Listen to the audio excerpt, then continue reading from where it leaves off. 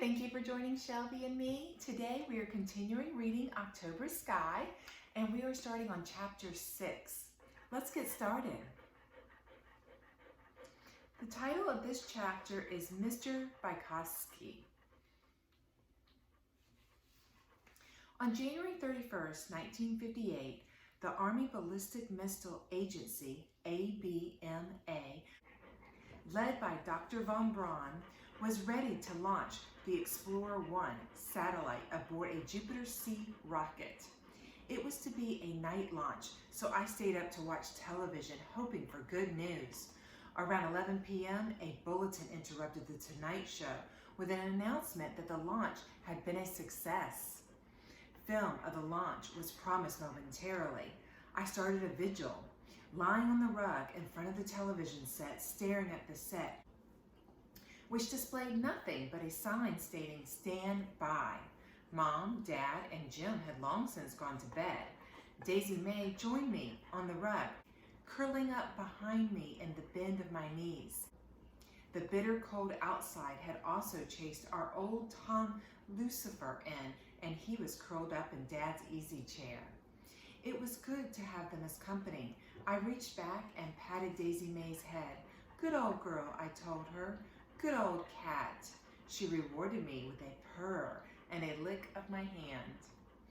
Daisy Mae was a pretty cat, a fluffy calico, and was special to me. 4 years earlier, when she had wandered in from the mountains, I hid her for a day, secretly feeding her in the basement.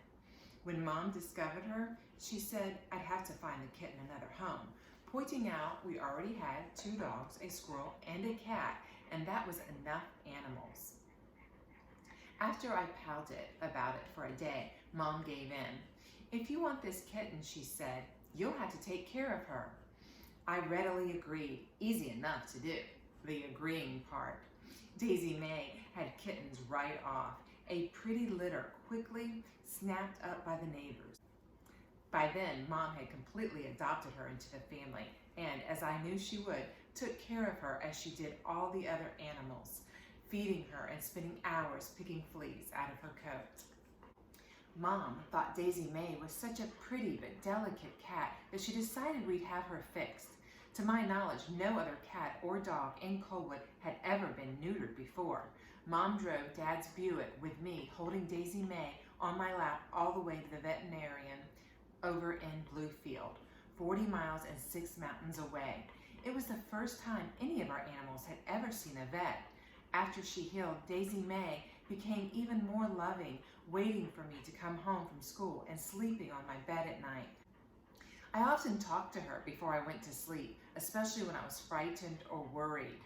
She was just a comfort when everybody else in the family seemed at odds. Of course, I never told anyone else I talked to my cat, certainly not any of the other boys. I'd have never lived it down. Around midnight, it was a Friday and not a school night, I was surprised by a knock on the front door, and in came Roy Lee, Sherman, and Odell to join me. They bedded down on the couch and the floor. We talked some, mostly about girls, but then Odell and Sherman kind of drifted off. I'd been meaning to ask Roy Lee about the spot on Dad's lung, so I took the opportunity. He tucked himself in the corner of the couch and gave me a worried look. "I'll ask Billy," he said. Billy was his brother. "Don't tell him why. Dad doesn't want anybody to know." Roy Lee gave me a funny look. "Sonny, I already knew. I guess everybody in Coldwood knows." I put my head down on the rug, and pretty soon I went to sleep. I woke during the night, finding the picture on the television turned to snow. I kept waking up and falling back to sleep. At dawn, I was awake when the picture flickered back on, and an announcer said to stand by. I woke the others up, and then, without preamble, film of the launch was run. Dr. von Braun's rocket lifted off the pad in a cauldron of fire and smoke and went right up into the night sky without a moment of hesitation. We whooped and cheered at the sight of it. Odell got up and did a little jig and then fell back on the couch and put his feet up in the air and made like he was riding a bicycle. I wasn't so demonstrative, but I felt proud and patriotic. Dad came downstairs, let Lucifer and Daisy Mae out, and found us boys clustered around the set. He looked us over. Did it work? It was the first time I remember him ever expressing any interest in space. Yes, sir, reward. He stared at the television where Dr. Von Braun's rocket kept taking off again and again. I don't know what to make of it, he said. I never heard him say anything like that before. We're going into space, Dad, I said, by way of an explanation. Little man, he replied, in your case, I think sometimes you're already there. I took that as a compliment and beamed. He looked back at me with his eyebrows raised. Mom appeared in her housecoat. She smiled drowsily at me and the other boys. Did it work? Yes, ma'am. I think that's wonderful. Don't you, Homer? Dad had gone to the kitchen. Wonderful, he said, his voice afar. Mom looked us over. You boys want some breakfast? How about some waffles? Yes, ma'am. Later that day, I gathered Roy Lee, Sherman, and Odell in my room. Okay, here's what we're gonna do, I said. Roy Lee fell back on the bed and groaned. Every time you say that, we always end up in trouble. I laid out my plan. I was forming a rocket club to be called the Big Creek Missile Agency, BCMA, named in imitation of Von Braun's ABMA. Quentin and I were going to be in it. We were going to learn all there was about rockets and start building them. This was to be a serious thing, not playing. If the others wanted to join us, they were welcome. I figured Roy Lee would get up and walk out rather than belong to anything with Quentin in it, but instead he sat up on the bed and rubbed his chin thoughtfully. Sonny, I like it. It sounds like fun. Count me in. I think he was inspired by the success of the Explorer. Sherman and Odell readily agreed too. The Big Creek Missile Agency is hereby formed, I said. I'm the president. Odell, I'd like for you to be the treasurer and in charge of supplies. Roy Lee, because you've got a car, we'll need for you to handle transportation. Sherman, if you take care of publicity and setting up our rocket range, I'd appreciate it. Quentin is going to be our scientist. Any questions? Roy Lee said, any girls in the club, or do you have to have a rocket in your pocket? Or, in your case, a pencil, Odell jeered at Roy Lee. You ought to know, Roy Lee replied, his eyebrows dancing. Odell blushed. Trading insults with Roy Lee was never a good idea, even for a bright kid like Odell. Where's our rocket range going to be? Sherman asked me. We'll have to think on that, I said. There's an old slack dump up behind the mine, Sherman said. That might do. Slack was the tailings of the mine, coal with too much rock in it. Wherever it was dumped, nothing grew. I thought Sherman had a good idea. We'll try it, I agreed.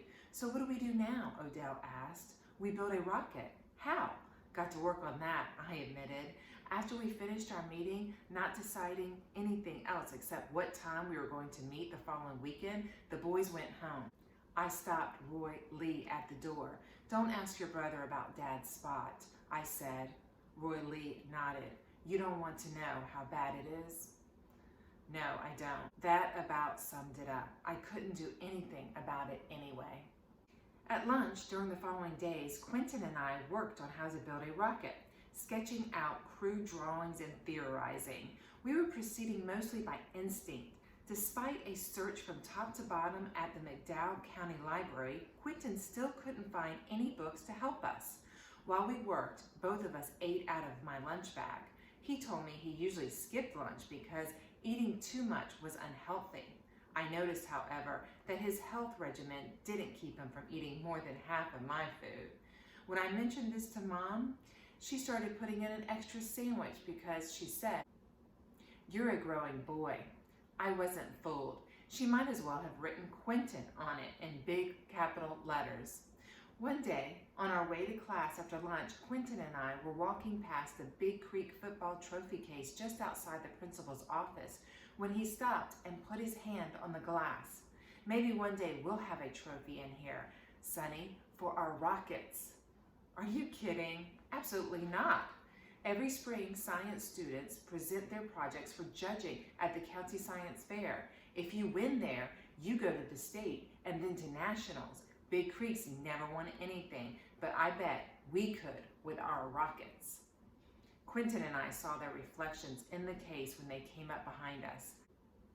Buck and some of the other football boys looking huge in their green and white leather jackets. What the hell you two morons doing in front of our trophies? Buck demanded. He squinted past us. Oh no, is that your filthy handprint on our trophy case? Let's murder these sisters, a tackle snarled. A growl of agreement rose from the assembled giants. We turned to face them. I assure you, chaps, Quentin started to explain. I assure you, chaps, Buck mocked Quentin. You really are a little sister, aren't you? He pulled his face in close to us, his chin prickly with whiskers. There was a brown chewing tobacco stain in the lower left corner of his mouth. I could smell its sweetness on his breath. I assure you, I'm gonna kick your chap tails. You especially, Sonny. I still owe you big time. Jim came by, his latest girl on his arm. He eased her on down the hall and came over to see what was going on. He saw it was me and said, "Leave them alone, Buck." Jim could take him apart, and Buck knew it. I wasn't going to hurt your little four-eyed sister moron brother, Buck said, lying through his teeth. But this little sister, he said, nodding at Quentin, I'm going to kick his tail. You can kick both their tails for all I care, but do it somewhere else, Jim said, dispelling any thought I might have had that he cared anything about me. He nodded toward the principal's office. I just don't want the team to get into any trouble. Mr. Turner strutted out of his office at that moment. A young woman was with him. I recognized her as Miss Riley, a Concord College senior assigned to Big Creek as a student science teacher. If what I heard was correct, she would be teaching us chemistry next year. Mr. Turner was a banty rooster kind of man who kept the entire school under his thumb. He took one look at the assembly in front of the trophy case and said, "If this hall isn't cleared of boys with letter jackets in 2 seconds, I know who won't be playing football anymore." Jim and Buck and the football players disappeared almost as if they got sucked up into the ceiling, leaving Quentin and me standing exposed. Mr. Turner looked us over. "Are you two boys plotting something nefarious?" Quentin was frightened into honesty. Besides that, he understood what nefarious meant. "I was just telling Sonny," he said, "I think someday there will be a trophy in here for Big Creek Missile Agency." Mr. Turner frowned deeply. "And what, pray tell, is the Big Creek Missile Agency?" "Our rocket club," I said when Quentin hesitated. He looked at me closely. "Mr. Hickam, isn't it? Jim's brother? Did I not hear that you blew up your mother's rose garden fence? That sounds much more like a bomb than a rocket. Gentlemen, let me make this perfectly clear to you. I will not tolerate a bomb club in my school. And as for trophies, Mr. Hickam, your brother and the football team don't need your help."